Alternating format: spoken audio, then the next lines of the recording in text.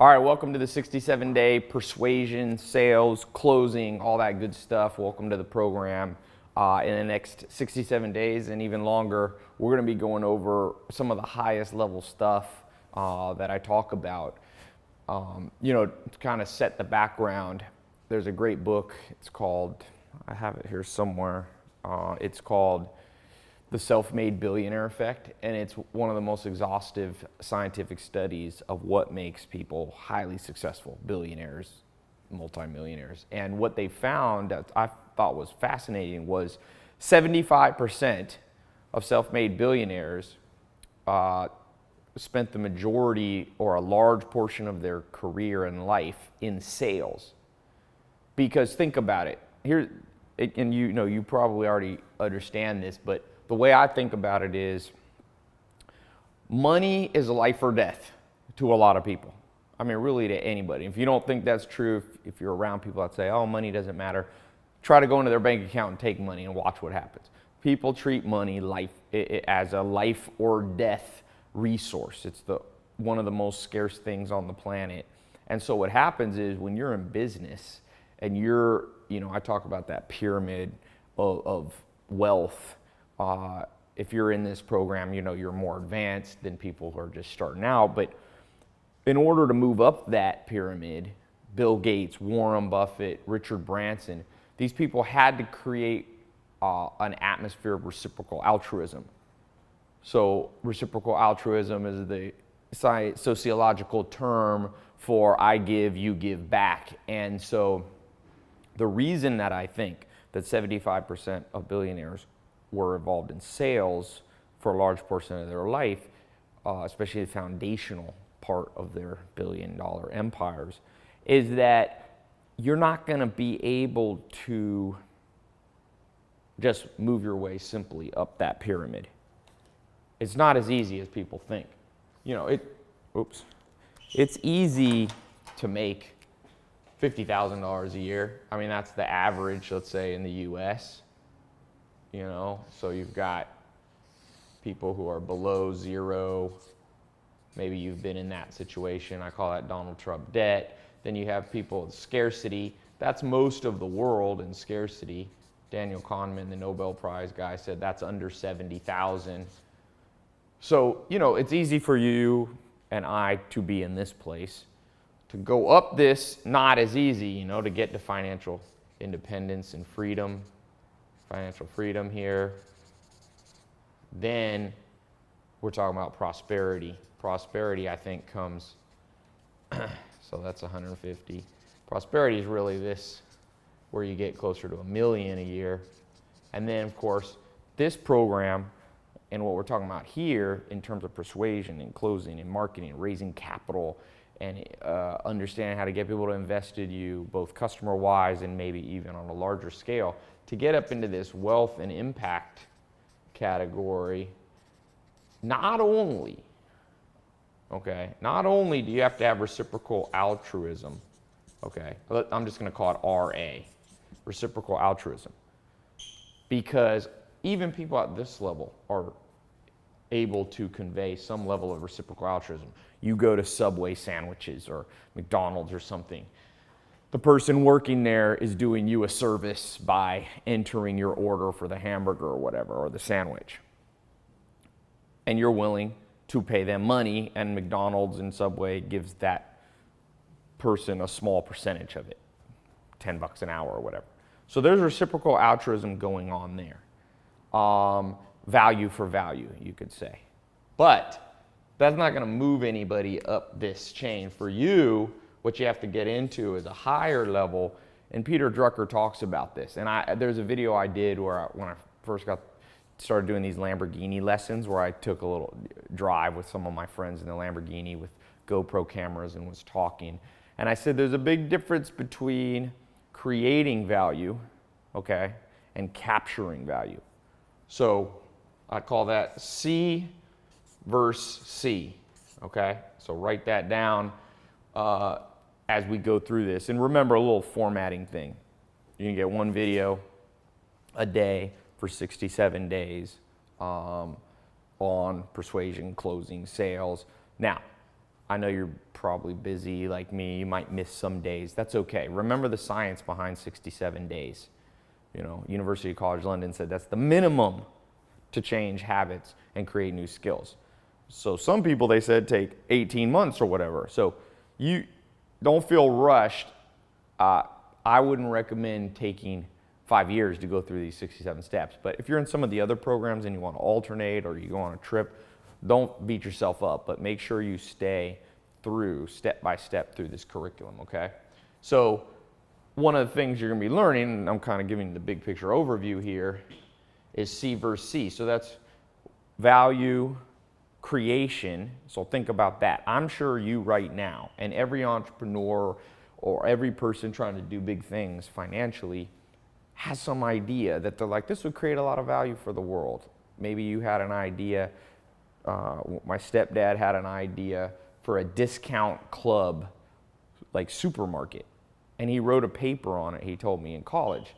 But he never made any money, so he created value mentally by coming up with this idea, but he never captured any of the value. He didn't start Walmart, he didn't start Price Club. And so he didn't get any money in the bank account. He didn't get any reward. And so the whole point of this program you're going through, and why this is literally the, you know, in some ways the most valuable, and you know, that's why we charge for this one, is because if you get down the things I'm going to be talking about over the next 67 days, you'll not only be able to come up with ideas, great ideas, but you'll be able to persuade other people to buy into what you're talking about. Whether it's raising investment money, whether it's taking a business you already have and expanding it to the next level, or 10xing your revenue, you must be able to capture value. And the only way that you really capture value, going back to those billionaires, the reason they're billionaires, according to this study, not my opinion, is that they not only created cool stuff, but they got customers to buy into it in mass. Give you some examples. And by the way, this correlates exactly with what the most respected business teacher of the last 100 years said, Peter F. Drucker. If you read some of his books, as Harvard publishes his books, he says, there's two things a business basically does: innovate and market. And oftentimes, entrepreneurs, I've been guilty of this first C, which is the creation of value, that's where you take an idea, it's an innovation, maybe it's a brand new idea or it's a twist on something. That's the innovation stage. But Peter Drucker said that's not enough. The experience of these scientists who study billionaires, that's not enough. You have to be able to capture it. And you capture it through marketing, which at its core is persuasion. Because going back to what I was saying about it being life or death, people aren't just going to give you their money if they're not persuaded. Now, one little warning caveat to this program. I hope, and if I find out, we remove these people from the program, don't use this stuff to persuade people into garbage. I'll just keep it that simple. So hopefully, and I can't completely regulate this obviously, but hopefully, someone's not going to use these ideas in this next 67-day persuasion program to start another fast food restaurant. That's not what the world needs. It's a lose-lose. It's a lose-win situation. It's asymmetrical. So use this stuff for actually cool, innovative ideas. That's the one kind of warning that I have.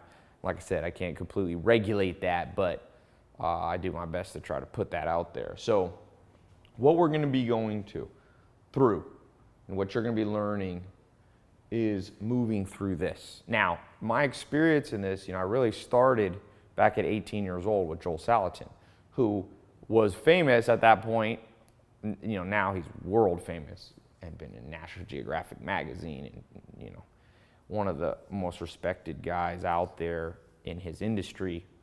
Back when I was 18, he was already famous for being a direct marketer, so knowing how to market something very hard at that point, which was food. Back then, most food was marketed through Tyson Chicken or these big conglomerates. And Joel Salatin said, no, you can direct market. And so, right, straight to the customer right from your farm. So that was my background in this stuff. Starting at 18 years old. And really, I've been in some level of direct marketing now, all the years since then. So it's been a lot. I've got much more than 10,000 hours experience. Malcolm Gladwell said you need 10,000 hours to be good at something. I've probably got 30, 50,000 hours. I'm not sure how it is, but all the businesses that I've invested in, that I've started, that I've been a part of, are always ones that are built around what Peter Drucker said. Take a good idea and make sure you market it. So I was one of the first people back in 2001. I started using Google AdWords, okay? So in finance. And by understanding the things that I'm going to show you, GE I worked for at that time, GE Capital, and GE was the largest company in the world. And by using the techniques that I began to pioneer there, that I learned from my mentors and books and my own experience in the trenches, I skyrocketed to one of the top people in the world for that company. That was the largest company in the world.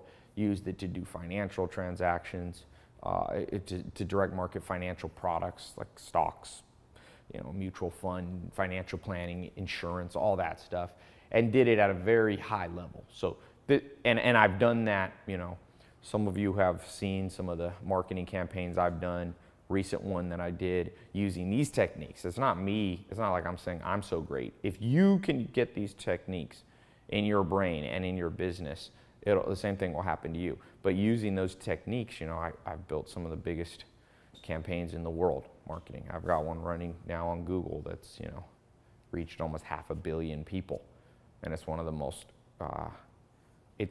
Google knows it now, as one of the top ads and marketing campaigns they've ever seen. They just had 2 or 3 people, they flew down here to talk to me. So I'm talking from experience.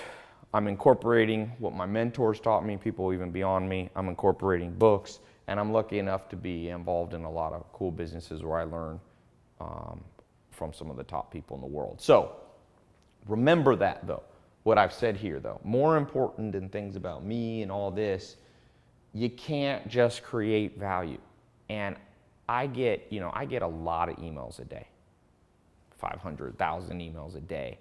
A lot of it is from entrepreneurs, people going up this pyramid. And by far, the number one reason you will plateau, okay, and you'll hit that plateau, that's the dreaded plateau of bodybuilders, of marathon runners, of business people. You're going up. It's easy to go up at the beginning. When you're at zero, there's nowhere but up. When I was sleeping on a couch, it wasn't hard and had $47 or whatever in my bank account. It's not hard to go up from there because anything is up. Well, my first job, do anything, make $10 an hour, you're making you have more than $47 in your bank account. So what happens is you get that quick rise, and then if you're not careful, you'll plateau. And that's what entrepreneurs write me about. And by far, the number one reason is they've been very heavy on creation and innovation, but they're ignoring what, like I said, Peter Drucker or those statistics of the most successful people when it comes to money. It's you got to get good at this side too. You have to be able to capture. And in many ways, it's much easier to create new ideas. Now, plans are more complicated than ideas, but creation of an idea in some ways, there's people don't realize there's lists of great ideas that you can buy. Up San Fran, they have these brokers that will sell business ideas that people, I don't know how they get the list. I don't think they steal it. I think people contribute it and they pay them or whatever, and then they resell the list. It's kind of like here in Hollywood in the movie business, you have movie scripts. There's a whole, what do they call it, the blacklist? There's something called the blacklist. You can pay money, or if sometimes you get access for free. It's everybody's scripts that nobody's made a movie about. So those scripts are the creative innovation. You can get those. You know what the hard part of making a movie is, or a hard part of business? Capturing it. And you see this over and over. Like Friendster was one of the first social networks, MySpace. But Facebook wasn't really, it was an innovation over Friendster, But was it really an innovation? Instagram. There was other people that tried to make, photo apps. It's not a very complicated app. You just upload photos. It's not that. They were able to capture the market in that. They were able to market and persuade millions of people. In the case of Mark Zuckerberg and Facebook, 900 plus million people. I think they're now at 1.1 billion people and growing. Was Bill Gates or Steve Jobs the first people to innovate around computers? No. But they were able to bring it to people in a persuasive enough way that their business came out on top. They didn't just create innovation. This iPhone is definitely innovative. But just think about it. There's lots of other phones now, Samsung and Android and these innovative designs, and they've got almost all the same features. But Apple's the #1 company in the world because Steve Jobs was a master at persuading, and he was persuading people to do something good too. I want to point that out. It's not like he was manipulating. So one of the things like I said, persuasion is different than manipulation. So we're not teaching manipulation. Manipulating is pushing people into something false. When Steve Jobs was saying, check out my iPhone, this thing's amazing, it will change your life, it was true. It did change people's life. So Amazon, Jeff Bezos, a lot of people had stores online, but Jeff Bezos understood how to persuade people, and not just one, not just two. I saw that guy from Shark Tank, Damon John, where he was talking about how he started FUBU, a $1 billion clothing line, and he said a lot of people try to start a clothing line, and they have cool stuff, but they can get their mom to buy it and their brother to buy it and their best friend, but they can't get traction. I call that, CF, customer flow.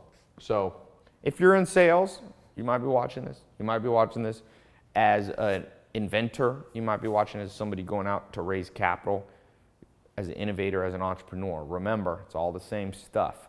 We're going to be going through the human brain. And once you understand the human brain of one person, you'll understand the brain of billions of people. So we're going to be going things like the 25 cognitive biases. We're going to be going through things like what I call, the mechanisms of persuasion. You have mechanisms when it comes to persuasion. We're going to be going through the modalities of persuasion. There's different modes. We're going to, and some of those are related to the audience. Are you talking to people on the phone? Are you face-to-face, one-on-one? Are you in front of a large crowd? I just went to this investor pitch meeting. I'm an investor, and there was 10 of us investors, and all these different businesses had 5 minutes to give us a pitch. And really only one of them was even remotely persuasive. The other ones was the worst de-optimized persuasion pitch. When I go to websites, maybe if I went to your website, I don't know what you would rate your website, but a lot of websites I go to, there's nothing persuasive about them. So we're going to go, those are the modalities and the mechanisms and the cognitive biases. And so there's a lot of stuff here, okay? Again, go through the stuff, try to stay on track, try to watch, try to stay once a day. I keep these around 15 to 25 minutes each, most of them, so they're not too long. You can listen to them on your phone while you're jogging on the treadmill, in the car. Some of them, are video. I mean, they're all video, but we have an audio link. Some of them you need to watch this stuff, but a lot of them you can listen to. You can listen to them more than once. Make sure you interact, because there's a lot of the way the human brain, one of the cognitive biases we'll get into is the way our brain's social. So we'll go through you interacting in a social setting will be a good way to practice this stuff. Can you, below each video to close it out will be some questions and some comments. Don't skip that, okay? I keep saying this, but I haven't had time to get my programmers, anyone who doesn't comment, will just boot them out of the program, because you got to interact. You don't want to just be in a lecture. You don't learn. Very few people are audio learners. Most people are visual, or the most are kinesthetic, which means interactive. We're going to be going through, in this program, you're going to see me actually doing some pitching. I'm going to show you how to optimize a close, whether you're on the phone or in person. I've working now on trademarking a personality system. So this stuff's unique that you're going to learn in this program. So we're going to go through how the personality typing, they call that psychometrics. That's what scientists call being able to read people or personality types. We'll be going through those. It's very important that you understand those, because this framework, a lot of books that you read are going to just tell you, all right, here's how you close, always be closing by doing this. Most of it's BS. There's a lot of new cutting edge science that we only understand. I've got one of my people that works with me and on staff is one of the #1 neuroscientists in the world. So this stuff is based on science and cutting edge stuff. A lot of what we thought was going to work 20 years ago turns out it doesn't work, because now we can use brain scanners and really understand, and if you can pinpoint this, I'll tell you this, like I said, I'm an investor, get people pitching all the time. You would think there would always be all these smart people who are persuasive in the world of business, and it's not that way. Warren Buffett, great story, and I'll close with this. Warren Buffett said, when he got out of college, he was with Benjamin Graham, I think it was at Wharton, top guy, one of the smartest guys with one of the smartest mentors. He said, I thought I would be let out into a world of a lot of amazing people. Everywhere I went, I'd be, impressed by people. And he said, you know what? It wasn't that way. He said, basically, if you can know stuff, knowledge, everything I do, all these programs is built around knowledge. If you can know, and the 3 levels of knowledge the Dalai Lama talks about are just listening. I hope you're not at that, just level 1. Number 2 is comprehending. I hope you get to that. But level 3 is instinctual. If you can make this persuasion stuff instinctual, you will be a force for good in the world. And I'm not defining good too narrowly. I'm saying you'll be a force for progress. And not only of your own bank account, but for the world at large. And that's really the story, no matter what the people want to put a negative bias. The story is the people who have a real impact in the world. They have amazing innovations for the world, and they can make sure that message spreads. So 3 questions for you now. Number 1, what is, in your experience, for you personally, the #1 reason you think you haven't been as persuasive, whether it be in sales, closing, spreading your idea, growing your business? What's the #1 reason? Number 2, what's the best thing you have ever learned that has worked for you in sales and closing? Okay? Persuasion, sales, and closing. A tip you have, a modality you have, a line that worked, an environment, a coffee shop, whatever it might be. Be as specific as possible. That's question number 2. Question number 3, okay? At the end of these 67 days, or if it takes you a little longer, what would you call winning? And what I mean by that is, you got into this course, you paid money for a reason, because you're like, I'm here, I want to get here. What would you consider winning? Would it be, doubling your closing rate if you're a salesperson? Would it be acquiring 100 new customers, 1 million customers? I built businesses that have over 1 million customers, more than once. What is that for you? Define that and be as specific as possible, because if you just say winning is making more money, it's too ethereal of a goal. Goals are tricky things, and when I make weird goals, I'll just keep it like that. So a weird goal is too high, pie in the sky, or, too outrageous, like, oh, I'm going to go from broke to a billionaire in a week or something. Those are all weird goals. What's a tangible, real thing that you could put your hands on and say, yes, these 67 days or longer was a win for me? Okay, what is that? So leave that. So make sure you answer these 3, because that'll unlock tomorrow the next the next lesson in the program. So thanks so much, and excited to go down this path with you. I love talking about this stuff because it reminds me too, and make sure I don't get rusty in this stuff. It takes perpetual practice. Okay? Talk to you soon.